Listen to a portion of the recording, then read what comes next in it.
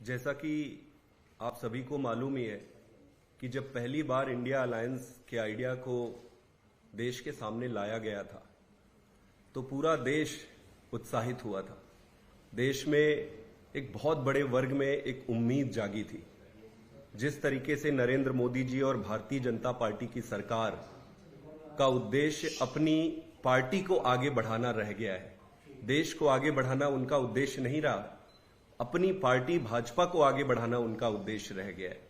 ऐसी परिस्थिति में जब इंडिया अलायंस बनी तो पूरी देश में उत्साह दिखा था।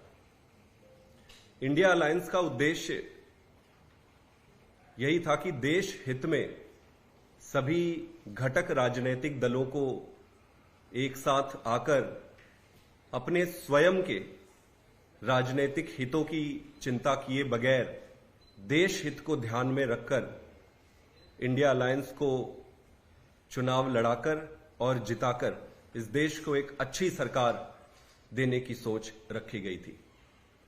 हम भी जब इस अलायंस में आए तो हमारी भी एक ही मंशा थी कि अपने हितों का नहीं सोचना है, अपनी पार्टी के हितों के बारे में नहीं सोचना है, देश के बारे में सोचना है। देश इंपॉर्टेंट है, पार्टी इंपॉर्टेंट नहीं है। इसी उद्देश्य से हम भी इस अलायंस में आए। आज शुरू में ये कहना चाहता हूं कि हम पूरी ताकत से, पूरी ईमानदारी से और पूरी लगन से इस अलायंस के हिस्सा है और इस अलायंस को सफल बनाने के लिए जो कुछ भी लगेगा, ईश्वर ने हमें जितनी भी शक्ति दी है उसके हिसाब से हम पूरी ताकत से इस पे लगेंगे। लेकिन आप ये समझो कि इस इंडिया अलायंस का उद्देश्य है क्या?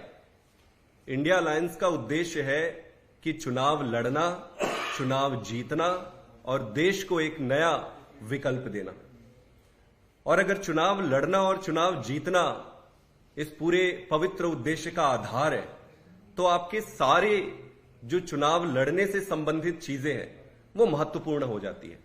समय पर कैंडिडेट की घोषणा करना, आपकी कैंपेन प्लानिंग करना, सारे को एक साथ मिलजुल कर इस चुनाव को कैसे आगे बढ़ाया जाए उस पर बातचीत करते रहना। कांग्रेस पार्टी के साथ अलायंस की जो बातचीत हमारी सीट शेयरिंग को लेकर हुई थी, आप देखेंगे कि ये दो बारी ऑफिशियल मीटिंग हुई, एक 8 जनवरी को और दूसरी 12 जनवरी के आसपास। इन दो ऑफिशियल मीटिंग्स में जो चर्चा हुई, अच्छे एटमॉस्फेयर पे हुई, चर्चा हुई, सभी बातों पर चर्चा हुई, लेकिन उस पर निष्कर्ष कुछ निकला नहीं। आप देखेंगे कि इन दो ऑफिशियल मीटिंग के अलावा पिछले 1 महीने में कोई भी मीटिंग नहीं हुई है। 1 महीने हो गए मीटिंग का इंतजार करते कि अगली मीटिंग होगी, अगली मीटिंग में कुछ निर्णय निकलेगा और बात आगे बढ़ेगी। हमें बताया गया कि यात्रा चल रही है कांग्रेस पार्टी की, इसलिए शुरू में लेट हो रहा है, 2 दिन लेट होगा, 3 दिन लेट होगा। हम इंतजार करते रहे। इस बीच कई कांग्रेस पार्टी के प्रमुख लीडरों से मिलने का भी मौका मिला और उनको भी कोई आइडिया नहीं है, कोई क्लैरिटी नहीं है कि भाई अगली मीटिंग कब होगी। 1 महीने से ज्यादा होने को है। ऐसी परिस्थिति में अगर आपका उद्देश्य चुनाव जीतना है तो फिर मन में प्रश्न उठता है और चिंता होती है कि इस तरीके से चुनाव जीतना तो बड़ा मुश्किल हो जाएगा। और ये चिंता ही है जिसके कारण आज मैं यहां पर बैठा हूं और भारी मन से बैठा हूं। कोई हमें यहां पर आकर कुछ बोलने की और ये सारी चीजें करने की जरूरत नहीं होती अगर हम बातचीत करते। आप देखे होंगे पिछले कुछ दिन पहले हमने आसाम में 3 कैंडिडेट्स का अनाउंसमेंट किया था। मैं उम्मीद करता हूं कि इंडिया अलायंस उसको स्वीकार करेगी। ये 3 कैंडिडेट जो हमने अनाउंस किया है वो तैयारी कर रहे हैं। बहुत अच्छा रिस्पॉन्स है आसाम में, उनकी तैयारी शुरू हो गई है। समय को देखते हुए आज मैं साउथ गोवा से भी आम आदमी पार्टी की तरफ से कैंडिडेट की घोषणा करता हूं। आम आदमी पार्टी की तरफ से हमारे लीडर वेंजी वेगास जो है, जो बेनुलिम से वहां के विधायक भी हैं, वो हम कैंडिडेट के रूप में उनकी घोषणा करते हैं और मैं उम्मीद करता हूं कि इंडिया अलायंस इसको स्वीकार करेगी, इसकी अनुमति देगी। आप देखेंगे कि गोवा के चुनाव जब हुए विधानसभा के, तो विधानसभा के चुनाव में आम आदमी पार्टी की 2 सीटें आई थी और दोनों सीटें साउथ गोवा में है। हमारे एमएलए वेंजी और क्रूज बहुत अच्छा काम कर रहे हैं, ये दोनों बहुत पॉपुलर है वहां पर। कांग्रेस पार्टी की भी आज की तारीख में सिर्फ 3 विधायक हैं, उनके 2 विधायक उनके भी साउथ गोवा में है और 1 विधायक उनके नॉर्थ गोवा में। इस हिसाब से साउथ गोवा स्वाभाविक है कि अगर कांग्रेस की 3 सीट है और आम आदमी पार्टी की 2 सीटें हैं, तो स्वाभाविक रूप से 1 सीट आम आदमी पार्टी को मिलनी चाहिए और उसी के तहत विनेबिलिटी को ध्यान में रखकर, विनिंग प्रोस्पेक्ट्स को ध्यान में रखकर आम आदमी पार्टी ने श्री वेंजी जी के कैंडिडेचर की आज घोषणा की है। इसी के साथ गुजरात में भी आज मैं 2 कैंडिडेट्स का अनाउंस करने जा रहा हूं। उनमें से एक है हमारे चैतर वसावा जी, जिसके बारे में पहले हमने आपको बताया था, और दूसरे हैं भावनगर से उमेश भाई मकवाना जी। तो भरूच लोकसभा सीट से चैतर वसावा जी और भावनगर लोकसभा सीट से मैं उमेश भाई मकवाना जी के उम्मीदवारी की यहां घोषणा करता हूं आम आदमी पार्टी की तरफ से। मैं उम्मीद करता हूं कि इंडिया अलायंस इसको स्वीकार करेगी और खूब मेहनत करके ये सीट हम जीतेंगे। गुजरात के विधानसभा चुनाव में अगर आप देखेंगे तो 5 सीटें आम आदमी पार्टी की आई थी और लगभग 13% वोट शेयर मिला था।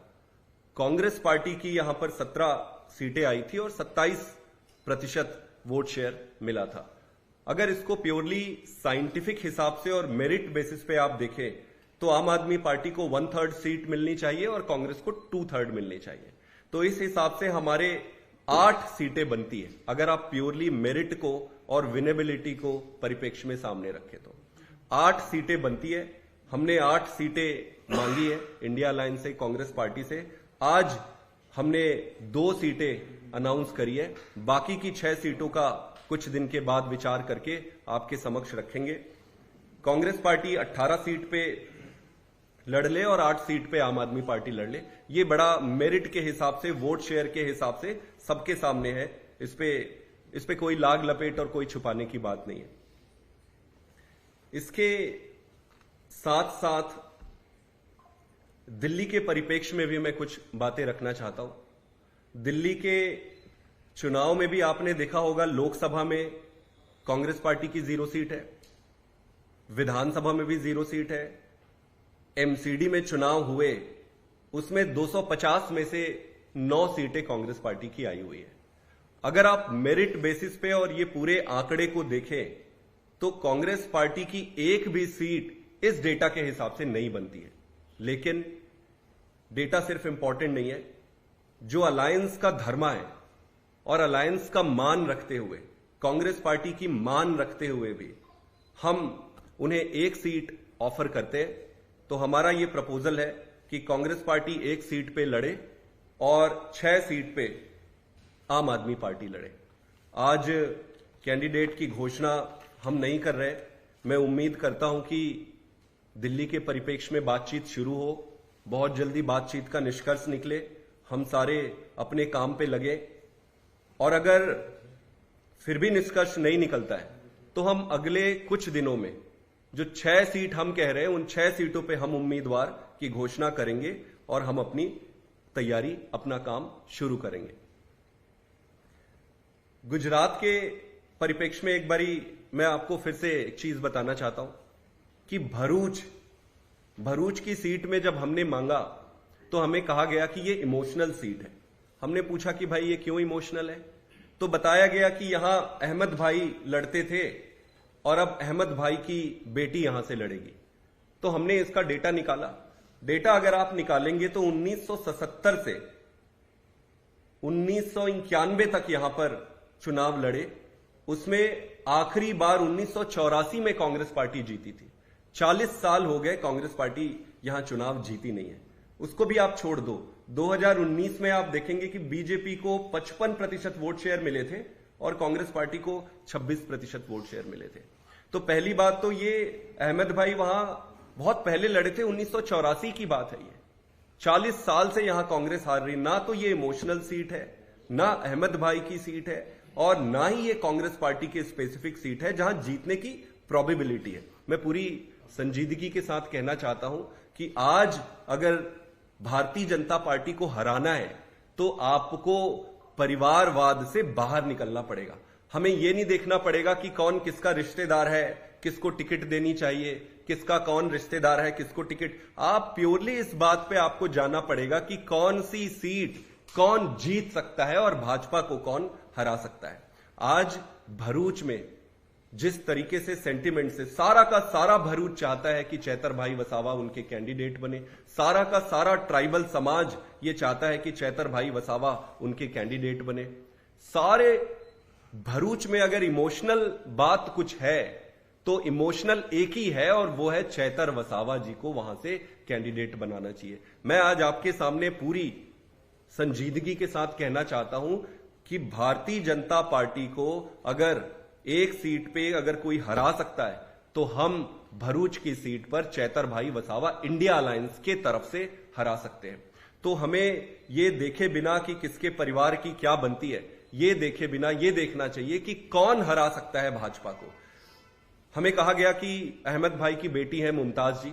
मुमताज जी दिल्ली में रहती है, उनका कोई राजनीतिक पकड़ भी नहीं है। तो मेरा यह मानना है कि ये कोई इमोशनल सीट, ना तो इमोशनल सीट है, ना कांग्रेस पार्टी की ये सीट है। इसी तरह से अगर आप देखेंगे कि हरियाणा में, चंडीगढ़ में बातचीत जल्दी शुरू होनी चाहिए और वहां पे जल्दी निष्कर्ष निकलने चाहिए। पंजाब के बारे में हमने पहले स्पष्ट किया हुआ है कि वहां पर दोनों पार्टियों के जो ग्रुप हैं, स्टेट लेवल के जो लीडर हैं, पार्टी है, उन्होंने ये तय किया कि अलग अलग लड़ेंगे। उनका सम्मान करते हुए हमने ये तय किया है कि पंजाब में हम अलग अलग लड़ेंगे। अब चंडीगढ़, हरियाणा और बाकी के राज्य जहां पर भी बातचीत चल रही है, इन सारी जगहों पर जल्द से जल्द पूरी होनी चाहिए। मोटा मोटे आज हम साउथ गोवा से एक कैंडिडेट अनाउंस किए और गुजरात से 2 कैंडिडेट हमने अनाउंस किए। मैं फिर आपके माध्यम से पूरे देश के सामने और सभी के सामने ये रखना चाहता हूं कि हम अलायंस धर्मा के पूरा सम्मान करते हैं। हमारा उद्देश्य आज देश को बचाना है। आम आदमी पार्टी इंपॉर्टेंट नहीं है, देश इंपॉर्टेंट है। लेकिन यह देखना पड़ेगा कि भारतीय जनता पार्टी को कौन और कैसे हरा सकता है, इसी पर काम करना चाहिए। आज जो कुछ भी हमने ये अनाउंस कर रहे हैं, यहां आपके माध्यम से बात करने की जरूरत पड़ी है, वो बड़े भारी मन से करने की जरूरत पड़ रही है। उम्मीद करता हूं कि आगे की बातचीत जल्दी शुरू हो और सारी चीजें निष्कर्ष निकले। एक साथ मिलकर इंडिया अलायंस को मजबूत बनाएंगे और आगे खूब काम करेंगे। बहुत बहुत धन्यवाद।